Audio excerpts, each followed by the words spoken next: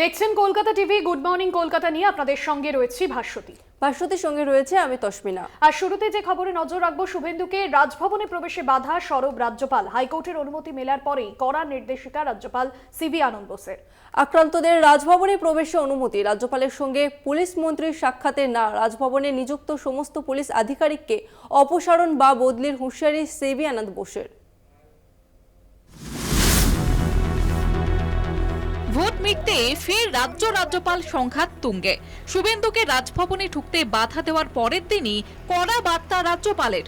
অনুমতি থাকা সত্ত্বেও কেন আক্রান্তরা রাজভবনে ঢুকতে পারল না, এক্স হ্যান্ডেলে পোস্ট করে প্রশ্ন বোসের। শুক্রবারই কলকাতা হাইকোর্ট নির্দেশ দেয়, রাজ্যপাল অনুমতি দিলে শুভেন্দু অধিকারী বা ভোট পরবর্তী হিংসায় আক্রান্তরা রাজভবনে যেতে পারবেন। তারপরে বেশ কিছু নির্দেশিকা রাজ্যপাল সিভি আনন্দ বোসের। তিনটি সিদ্ধান্ত নিয়েছেন রাজ্যপাল। আক্রান্তরা রাজভবনে পৌঁছে রাজ্যপালের সঙ্গে সাক্ষাৎ করতে পারবেন। তার আগে পুলিশ মন্ত্রী রাজ্যপালের সঙ্গে দেখা করতে পারবেন না।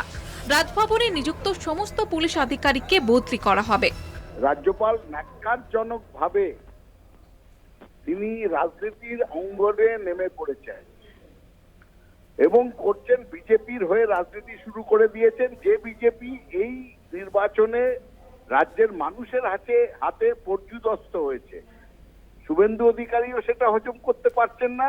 কিন্তু আশ্চর্যের ব্যাপার, রাজ্যপাল যার নিরপেক্ষ থাকার কথা তিনিও হজম করতে পারছেন না, পেট কামড়াচ্ছে। আদালতের অনুমতি মিলেছে রাজ্যপালের সবুজ সংকেত। এবার ফের কবে হাইকোর্টে আবেদন জানাবেন শুভেন্দু? কবে রাজ্যপালের সঙ্গে সাক্ষাৎ করবে ভোট পরবর্তী হিংসায় আক্রান্তরা? নজর সেদিকেই। কলকাতা টিভি। 10 জুলাই রাজ্যে 4 বিধানসভা কেন্দ্রে উপনির্বাচন, 3 কেন্দ্রেরও উপনির্বাচনের প্রার্থীর নাম ঘোষণা তৃণমূলের। রায়গঞ্জের প্রার্থী কৃষ্ণ কল্যাণী, রানাঘাট দক্ষিণে প্রার্থী করা হয়েছে মুকুটমণি অধিকারী এবং বাগদা কেন্দ্রে প্রার্থী রাজ্যসভার সাংসদ মমতা বালা ঠাকুরের মেয়ে মধুপর্ণা ঠাকুর। লোকসভায় হেরে যাওয়া দুই প্রার্থীর উপরেই ফের বাজি। রাজ্যে ফের ভোটের দামামা, 4 বিধানসভা কেন্দ্রে উপনির্বাচন। শুক্রবার থেকে এই নির্বাচনী আচরণবিধি জারি। তার আগেই প্রার্থী ঘোষণা তৃণমূলের। মানিকতলা কেন্দ্রে প্রয়াত সাধন পাণ্ডে স্ত্রী শুক্তি পাণ্ডেকে প্রার্থী করেছে তৃণমূল। রায়গঞ্জের প্রার্থী ওই বিধানসভা কেন্দ্রেরই প্রাক্তন বিধায়ক কৃষ্ণ কল্যাণী। রানাঘাট দক্ষিণ কেন্দ্রে প্রার্থী হচ্ছেন প্রাক্তন বিধায়ক মুকুটমণি অধিকারী এবং বাগদা কেন্দ্রে শাসক দলের প্রার্থী রাজ্যসভার সাংসদ মমতা বালা ঠাকুরের মেয়ে মধুপর্ণা ঠাকুর।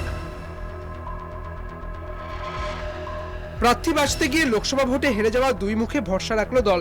কৃষ্ণ কল্যাণী ও মুকুটমণি অধিকারী 2021 সালে দুজনেই বিজেপির টিকিটে বিধায়ক হন। পরে বিধায়ক পদ ছেড়ে তৃণমূলে যোগ দেন। চলতি উপনির্বাচনে ওই দুই মুখেই ভরসা রাখল তৃণমূল।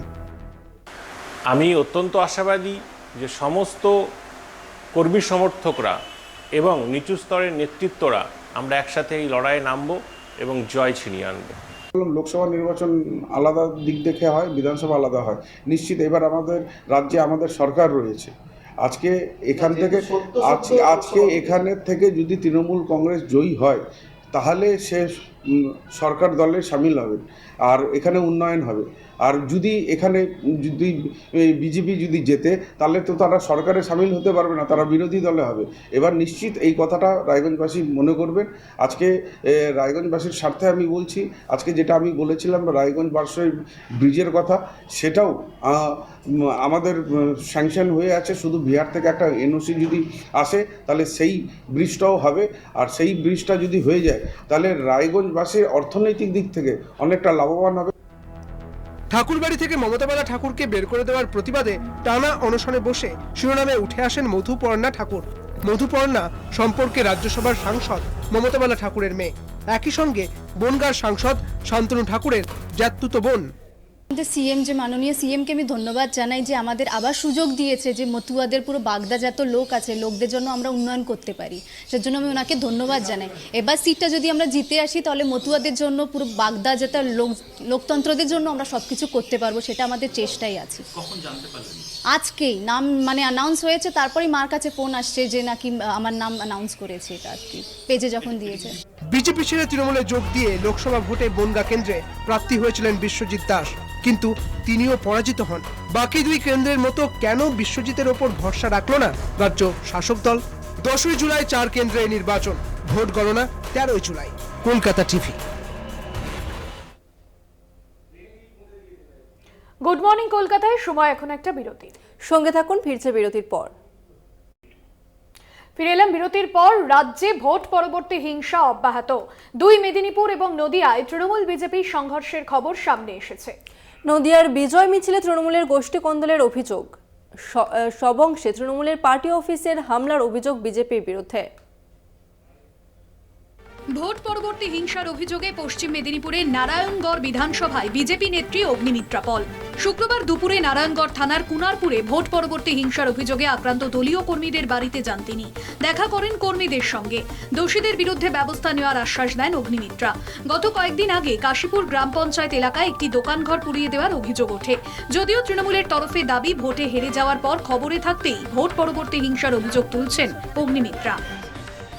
আজকে সোশ্যাল বয়কট, তার বাড়িতে কেউ যাবে না, জল পাবে না, মন্দিরে যাবে না, ডাক্তারবাবু আসবে না কেউ অসুস্থ হলে, যেখানে কাজ করছে গরিব মানুষ সব কন্ট্রাকচুয়াল ওয়ার্কার, কোথাও একটা সামান্য কাজ করে ফ্যাক্টরিতে, সেখানে গিয়ে বলে দেওয়া হচ্ছে তাকে কাজে রাখবে না। মানে না খেয়ে যাতে এই পরিবারগুলো মরে, সে কর্মী হোক সমর্থক হোক, সেই চেষ্টাই সরকার করছে। ধিক্কার জানায়। ভোট পরবর্তী হিংসার খবর নদিয়ার চাপড়াতেও। স্থানীয় সূত্রের খবর, দুর্গাপুরে তৃণমূলের বিজয় মিছিলকে কেন্দ্র করে তৃণমূলের দুই গোষ্ঠীর মধ্যে মারামারি শুরু হয়। অভিযোগ, গোষ্ঠী কোন্দলের জেরে ধারালো অস্ত্র দিয়ে 3 তৃণমূল কর্মীকে এলোপাথারি কোপানো হয়। রক্তাক্ত অবস্থায় পুলিশ তাদের উদ্ধার করে চাপড়া গ্রামীণ হাসপাতালে নিয়ে গেলে কর্তব্যরত চিকিৎসকরা দুজনকে শক্তিনগর জেলা হাসপাতালে স্থানান্তর করেন। আহতদের নাম শরাফত মোল্লা, আশরাফ মোল্লা ও শফিকুল শেখ। তাদের অভিযোগ, চাপড়া 1 নম্বর গ্রাম পঞ্চায়েত প্রধানের স্বামী ডালিম শেখের লোকজন ধারালো অস্ত্র দিয়ে এলোপাথারি কোপায় তাদের। ঘটনায় 3 জনকে আটক করেছে পুলিশ। তৃণমূলের গোষ্ঠীদ্বন্দ্বে জখম পঞ্চায়েত সদস্য সহ 2 জন। ধারালো অস্ত্র দিয়ে কোপ মারার অভিযোগ। শক্তিনগর জেলা হাসপাতালে ভর্তি আহতরা। তেহট্টের বিনোদনগরের ঘটনা। গত পঞ্চায়েত নির্বাচনে টিকিট না পেয়ে নির্দল প্রার্থী হিসেবে নির্বাচনে প্রতিদ্বন্দ্বিতা করেন লতিফ শেখ। ভোটে জয়ী হওয়ার পর তৃণমূলে যোগ দেন তিনি। শুক্রবার সকালে বিরোধী দলের লোকজন তাকে ধারালো অস্ত্র দিয়ে কোপায় বলে অভিযোগ। তিনি ও তার সঙ্গী হাবিবুল শেখ গুরুতর জখম হন। প্রথমে তাদের তেহট্ট মহকুমা হাসপাতালে নিয়ে যাওয়া হয়। সেখান থেকে শক্তিনগর জেলা হাসপাতালে স্থানান্তর করা হয়েছে। ভোট পরবর্তী হিংসা ও সন্ত্রাস চালানোর অভিযোগ উঠেছিল রাজ্যের বিরোধী দল বিজেপির বিরুদ্ধে।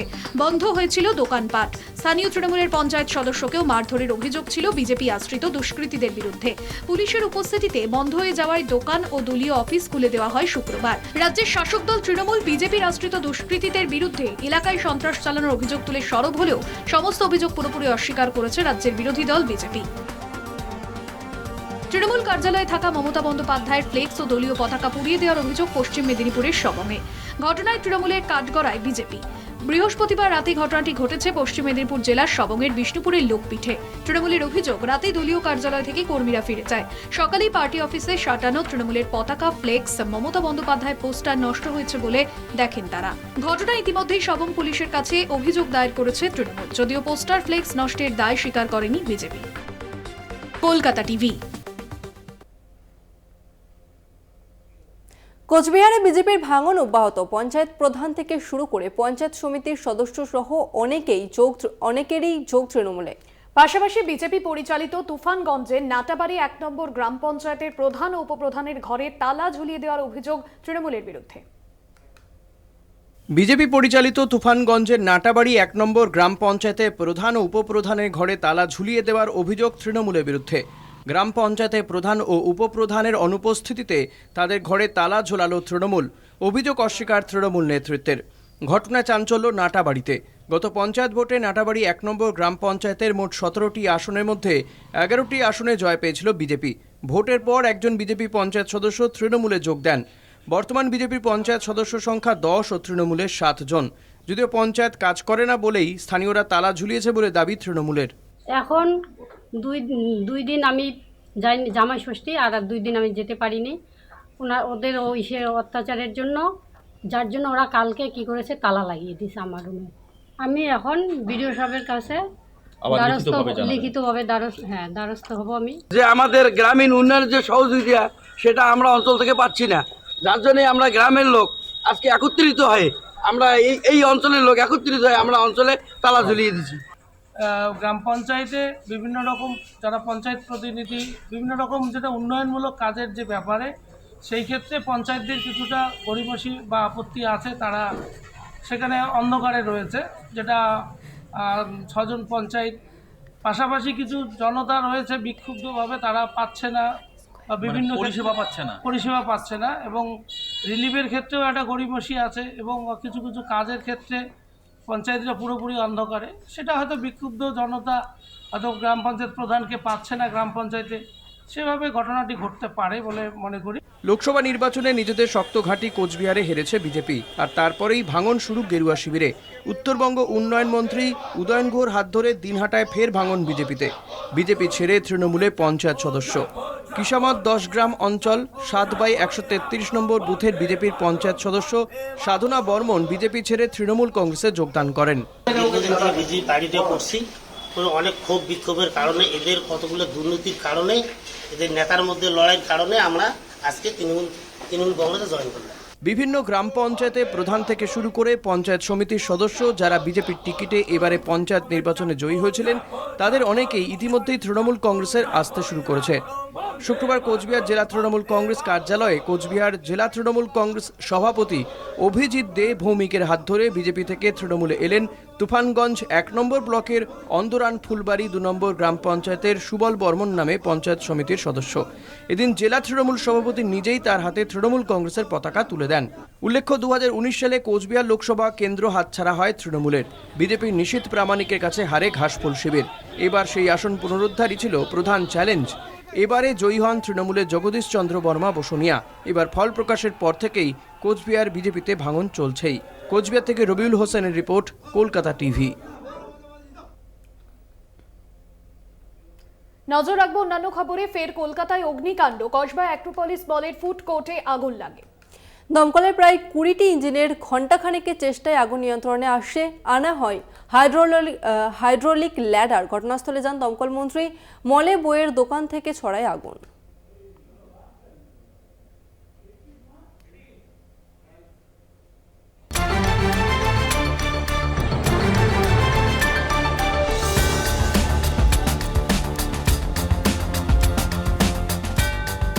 দিনের মাথায় ফের কলকাতায় আগুন আতঙ্ক। পার্ক স্ট্রিটের ম্যাগমা বিল্ডিং এর পর এবার কসবার অ্যাক্রোপলিস মল। দুপুর 12টা নাগাদ মলের 4 তলায় প্রচুর কালো ধোঁয়া দেখতে পান কর্মী ও ক্রেতারা। মুহূর্তেই আতঙ্ক ছড়িয়ে পড়ে মলের ভেতরে। আগুন থেকে বাঁচতে পুরোপুরি পড়ে যায়।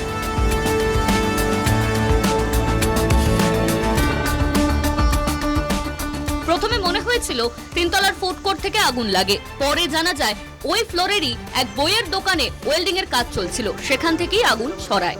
উপর থেকে যেটুকু খবর পেয়েছি, একটা বুক স্টোর উপরে আছে থার্ড ফ্লোরে, সেখানে কিছু ওয়েল্ডিং এর কাজ হচ্ছিল, ওখান থেকে আগুনটা ছড়ায় এবং আমরা খবর পাওয়ার সাথে সাথে আমাদের দমকলের শুধু কাজ করে না, আমাদের লোকেরা খুব ভালো ফায়ার ফাইটার দেখতে পাচ্ছি।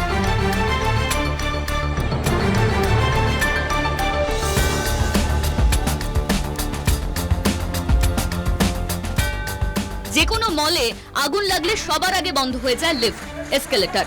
বিকল্পে এক্সিট লেখা পথে দ্রুত বেরোনো যায় মল থেকে।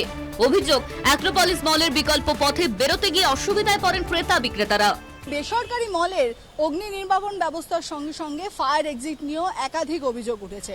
যারা কর্মরত এখানকার স্টাফ ছিলেন তাদের অভিযোগ যে একজন গর্ভবতী মহিলা যিনি এখানে কর্মরত ছিলেন, তিনি ভেতর থেকে যখন বাইরে আসছিলেন তখন তিনি যথেষ্ট অসুবিধার সম্মুখীন হন। কারণ এই যে ফায়ার এক্সিট, সেই এক্সিটের অংশে বেশ কিছু জায়গায় বালি স্তূপাকৃতি ছিল এবং ভেতরে কাজ চলছিল, যার ফলে সম্পূর্ণভাবে ব্লক করে রাখা ছিল এক্সিট পয়েন্ট। সেক্ষেত্রে যথেষ্ট মাত্রায় আতঙ্কিত হয়ে পড়েন তিনি এবং যারা কর্মীরা ছিলেন তারা অনেক কষ্টে সেই অংশ পরিষ্কার করে তাকে বাইরে আনতে সক্ষম হন। আগুন আতঙ্কে মল ছেড়ে বেরিয়ে পাশের গীতাঞ্জলি স্টেডিয়ামে আশ্রয় নেন অনেকে।